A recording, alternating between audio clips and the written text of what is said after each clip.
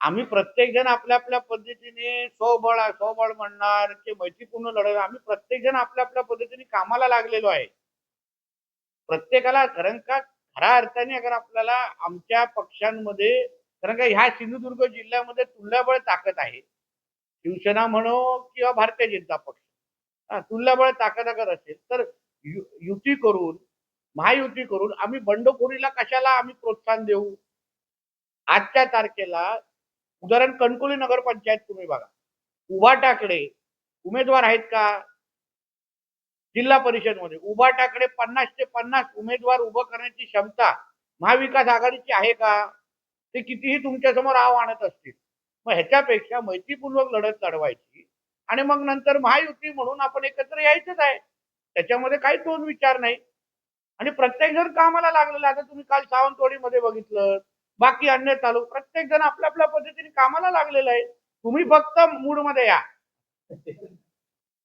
तुमच्या मनामध्ये जे आहे ते आता तुम्ही सगळं मूड मध्ये या.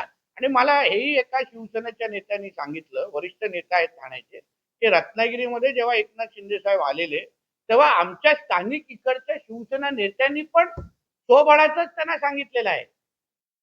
मग अगर शिवसेनेला स्वबळावर लढायचं आहे, भारतीय जनता पक्ष स्वबळ आणि मैत्रीपूर्णची लढाई ची तयारी आहे, मग मला असं वाटतं वेळ न घालवता प्रत्येक आपल्या आपल्या माणूस कामाला लागला. आज पण आमचा वेंगुर्ला आणि सावंतवाडी दौरा आहे.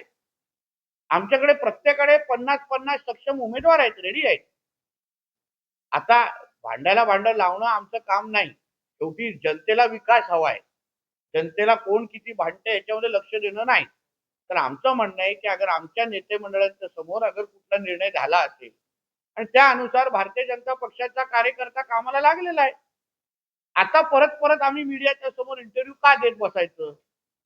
ही आमची पद्धत, भारतीय जनता पक्षाची पद्धत नाही. आम्हाला नेते मंडळींनी सांगितलं की बाबा तो बळावर जायचंय पुढे, तो बळावर आम्ही काम करतोय किंवा मैत्रीपूर्ण लढत जायचंय तर मैत्रीपूर्ण लढत करतोय.